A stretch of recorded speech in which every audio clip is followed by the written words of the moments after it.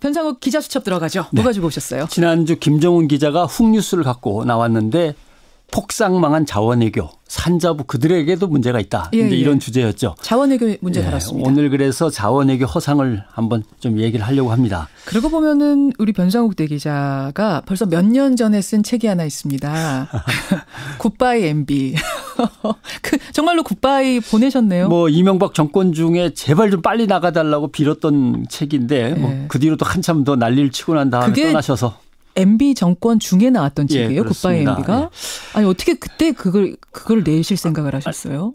너무 황당했으니까요. 왜냐하면 대통령이 퇴임 후에 여러 가지 비위나 부실 때문에 뭐 감옥을 가기도 하고 저렇게 구속 수사를 받기도 합니다만은 예. 그 의미는 결국 나라는 이미 허물어졌다는 뜻입니다. 대통령이 저렇게 수사를 받는다는 얘기는 나라는 그동안에 완전히 망가졌다는 뜻이기 때문에 그런 결말이 제발 안 왔으면 하는 의미에서 4대강이나 자원외교나 사회 불평등의 악화 등 예. 정책적 문제들을 계속 지적해서 책으로 묶었던 건데 뭐 별 소용없게 됐습니다. 저렇게 됐으니까. 그 책을 저도 그때 사인해서 주셨었잖아요. 예. 다시 보게 되더라고요 요즘. 예. 아무튼 이야기한 대로 한국광물자원공사가 결국 해체된다는 소식이 주말에 핫이슈였죠. 맞습니다. 2008년 5천억이었습니다. 부채가. 예. 근데 2017년 지금 5조 4천억이 됐습니다. 5조. 10배로 뛰었습니다. 완전히 자본 잠식 상태에 빠진 거죠. 예. 해외 자원 개발에 쏟아부은 돈이 5조 2천억입니다. 벌어온 돈이 얼마냐? 5천억 원 벌어왔습니다. 그럼 빚이 얼마냐? 5조를 쏟아부었는데 빚이 5조가 남았습니다. 이렇게 되니까 참 할 말이 없는 거죠. 기가 막힌 거죠. 그러니까 지금까지 벌어온 돈은 그렇지만 깔아놓은 게 있으니 앞으로 더 벌어올 수 있다. 기다려봐라. 혹시 이런 가능성은 전혀 없습니까? 그렇게 해명을 늘 해왔었는데 그래서 확실하게 이미 날아가 버린 돈만 따지니까 2조 원은 완전히 날아갔고요. 완전히요. 예. 그러니까 투자액의 40%는 완전히 날아갔고 앞으로 더 들어온다는 기대도 10년, 20년 기다려봐야 되는데 아마 그래봤자라고 하는 게 현실성 있는 답변인 건 분명합니다. 그래요. 오늘은 특히 투자액, 회수액, 손실액만 계산하고 있는데 언론에서는 저는 그 이면에 또 숫자로 국민의 눈을 가리는 다른 꼼수들을 한번 살펴보겠습니다. 투자한 돈, 회수한 돈, 그래서 손실이 얼마냐만 우리 지금 얘기하고 있는데 그거 말고 더 있어요? 그렇습니다. 뭡니까? 첫째가 국내 도입률입니다. 국내 도입률. 예, 우리나라에 그 자원 광물이 없으니까 해외에서 개발 투자를 하고 거기서 자원을 캐내는 거 아닙니까? 예. 그럼 우리나라로 가지고 들어와야 되는데 그렇죠. 가지고 들어올 수가 없는 겁니다. 왜냐하면 각 나라들마다 자원 보존 때문에 규제를 합니다. 못 갖고 나가게. 예를 들면 가스는 갖고 나가라 그럽니다. 마음대로. 그래서 이 국내 도입률이 80% 90% 뭐 이렇게 나가는 건데 우라늄 같으면 그렇게 안 되는 거죠. 규제가 엄한 거죠. 다른 겁니다. 그러니 국내로 싣고 들어올 수가 없으니까 이명박 정부는 해외에서 자원개발 지분을 인수한 것도 우리가 한 거라고 치고 자주개발률이라는 걸 새로 만듭니다. 그래서 성과가 쑥쑥쑥 올라갔다고 계속 선전을 했던 거죠. 자주개발률? 그러면은 어찌됐건 우리가 캐낸 거다. 갖고 들어올 수 있든 없든 간에 캐낸 그렇죠. 거다 이런 말이에요. 우리 실제 이런 얘기입니다. 해외 자원개발에 나선 석유공사의 자주개발률은 이명박 정부 전에는 0.6%, 1.6% 이러다가 이명박 정부에 들어서서 2.6, 6.5로 몇 배 뜁니다. 그다음에 광물공사도 자주개발률이 0.8, 1.0 이러다가 3.8, 4.5, 5.8, 6.5 막 뜁니다. 그러면은 그 전에는 자주개발률이라는 이런 용어라는 게 없었어요? 굳이 필요 없었던 거죠. 예. 근데 하나 예를 들자면 2010년에 갑자기 내 임기가 2년밖에 안 남았다. 석유공사, 가스공사 자주개발률을 지금 10%인데 20%로 올려라고 합니다. 2년 안에 20%로 올리라고 합니다. 이거 10년은 넘게 걸리는 거거든요. 생각해 보세요. 자주개발률이 10%밖에 안 되는데 20%로 올리라 그러면은 땅을 파면 석유가 나와야 그게 되는 건데 그렇죠. 안 되죠.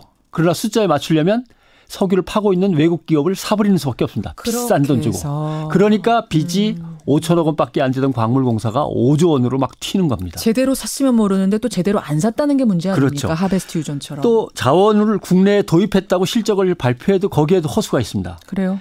해외에서 캐냈는데 갖고 들어오질 못하니까 함께 투자했던 우리나라 민간 기업에게 현지에서 이거 니들이 샀다고 쳐 하고서 팔아 넘깁니다. 그다음에 공사가 갖고 들어온 걸로 계산을 해버리는 거죠. 이런 방법도 있고. 그러니까 광물공사뿐만 아니라 가스공사, 석유공사 실적도 모두 조사해야 됩니다. 왜냐하면 이미 10년 전, 20년 전에 장기 계약을 해서 국내로 들어오게 돼 있는 게 있어요. 그죠? 예. 그걸 들어오면은 요거 개발해서 성공해서 갖고 온 거다. 또 이것도 계산을 갖다 살짝 바꾼 이런 것들도 흔적이 나오고 있습니다. 그러니까 유전은 안 터지고 속만 터지는 MB 자원외교의 실체들이 이제 낱낱이 밝혀져야 되는 거죠.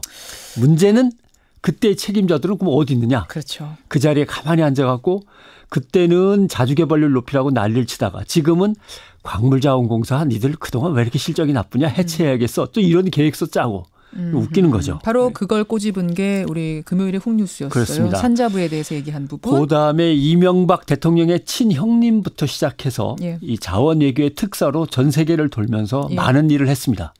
거기에서 과연 리베이트라든가 커미션이라든가 이런 것들의 부정은 없는지도 낱낱이 조사해야 돼요. 그게 아주 중요하죠. 네. 도대체 왜 이렇게 이런 일을 무리하게 위해서 지시했는가? 뭐가 있는 거 아닌가? 그걸 네. 우리가 주목하는 거고.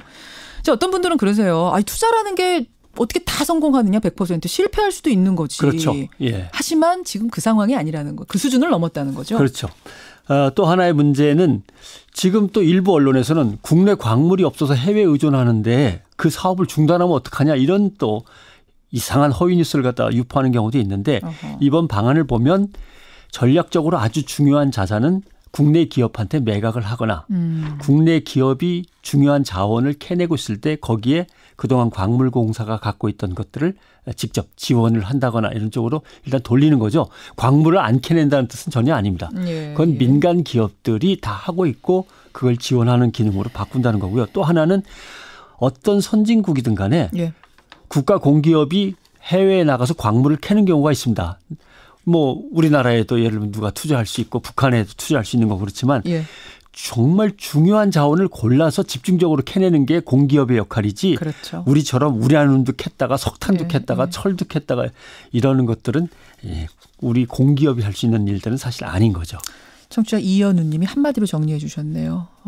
유전은 안 터지고 속만 터집니다.